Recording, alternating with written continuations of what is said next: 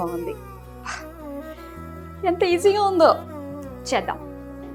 Hello, kitchen ఏం చేస్తున్నావు దీక్ష?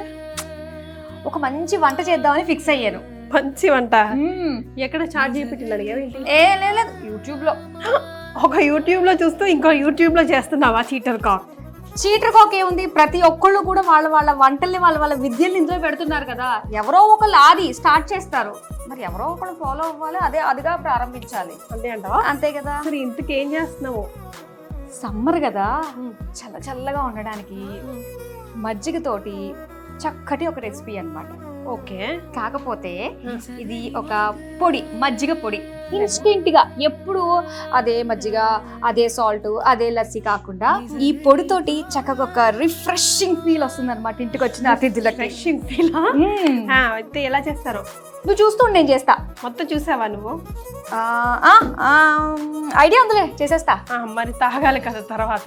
నీకే కదా, నువ్వే కదా తాగేది. అదే కదా నా బాధ. సరే స్టార్ట్ చేయనా మరి? చేసి మజ్జిగ పొడికి మనకి కావాల్సిన పదార్థాలు ఏమిటో అవి ఇదిగో. ఇంగువ నుంచి స్టార్ట్ చేద్దాం. ఇంగువ, మిరియాలు, కరివేపాకు, ధనియాలు, జీలకర్ర, ఇదేంటో తెలుసా, సొంటి, ఇంకా అలాగో పెరుగు. అలాగే పెరుగు అంటే కాదమ్మా, మరి నీ ఫేవరెట్ బ్రాండ్ అమ్మా. ఎస్, ఇది నందిని స్వచ్ఛమైన పెరుగు. వాసన వస్తుంది కదా, కమ్మటి వాసన, చాలా బాగుంటుంది. ఈ కమ్మటి వాసనకి ఈ చక్కటి స్పైసెస్ తోడయ్యాయంటే నోటికి యమరుచిగా ఉంటుంది. మరి ఎలా చేస్తావు చెప్పు? ముందైతే స్టవ్ ఆన్ చేస్తా. చేయాలిగా. ఇప్పుడు కరివేపాకు అన్నమాట. ఓకే, కరివేపాకుని బాగా వాష్ చేసుకుని కాస్త డ్రై చేసుకుని వేయించేసుకోవాలి. ఓకే, అంటే పౌడర్ అవ్వాలి కదా. పొడి అవ్వాలి. మామూలుగా అంటే ఇవన్నీ ఎండలో పెట్టుకుని డైరెక్ట్ గా పొడి చేసుకునే వాళ్ళు. ఇది అయిపోయింది. అక్కడ ఒక ప్లేట్ ఉంటుంది, తీసుకోరా. అది చక్కగా వేగిపోయింది. ఇది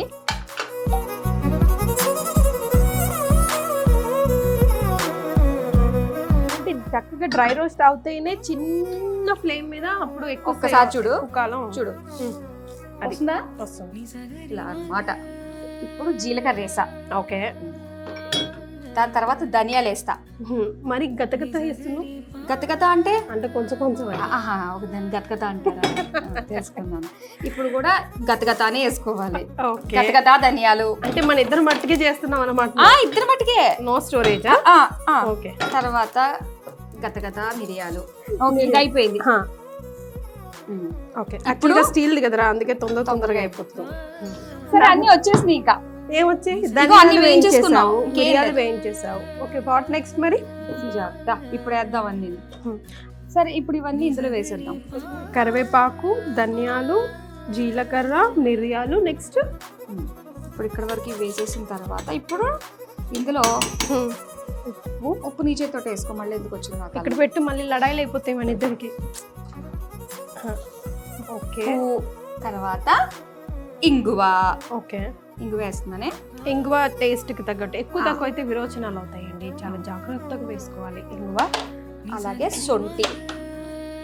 ఆల్రెడీ కమ్మటి నందిని పెరుగు మనం యూస్ చేస్తున్నాం కాబట్టి ఇవన్నీ డెఫినెట్గా ఎక్స్ట్రా ఫ్లేవర్స్ లాగా మన మజ్జిగలో యాడ్ అవుతాయి అన్నమాట. అన్ని వేసేసుకున్నట్టే. నీ చేత్తో నువ్వే పొడిగొట్టే. అయితే ఓకే.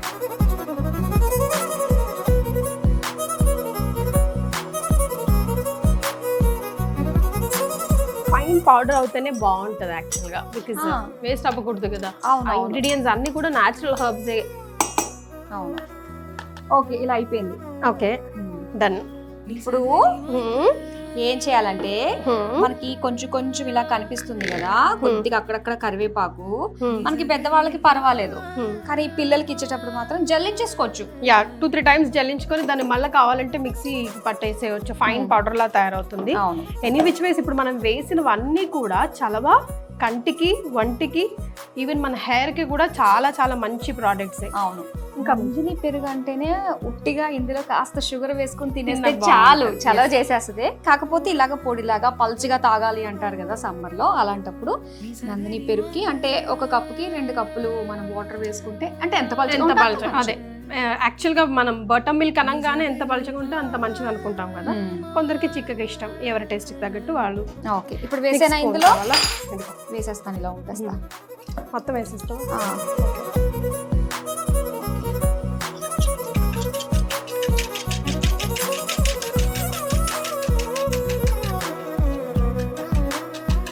కుండలో ఎంత బాగుంటుంది అసలు కదా.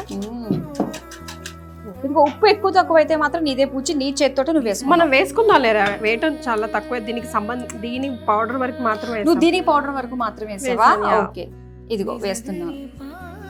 కొంచెం గ్రీన్ కలర్ లో కనిపించాలి అనుకుంటే కొంచెం ఎక్కువ వేసుకున్నా ఏం కాదు. బాగుందా? చూడడానికి ఇంకొంచెం వేద్దామా? కొంచెం వేయచ్చు. ఓకేనా? అప్పుడే కదా టేస్ట్ తెలుసుకుంటుంది. బా భలే వస్తుంది కమ్మగా.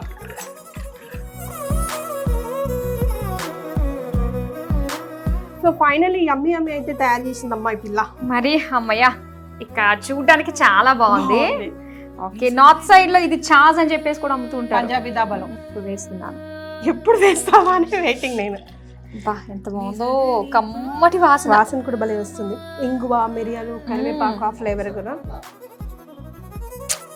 చక్కగా మట్టి కుండలో కదా. నందిని కర్డ్ తో మనం ఛాస్ లైక్ బటర్ మిల్క్ మజ్జిగ వాడేవారు చేసుకొని తాగుతున్నాం అంటే అదృష్టమే నిజంగా.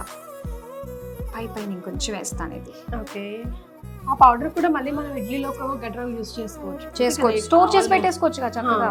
అండ్ ఎవ్రీ టైం మజ్జిగలో అట్లా మనం ఎప్పటికప్పుడు ఫ్రెష్ గా స్టోర్ చేసుకొని పెట్టుకొని పెట్టచ్చు. రిఫ్రిజిరేట్ చేయకూడదు, మళ్ళీ ఒరిజినాలిటీ పోతుంది. అవును. 1 వీక్ ఒకసారి చేసుకొని పెట్టుకుంటే బ్రహ్మాండంగా ఉంటుంది కదా.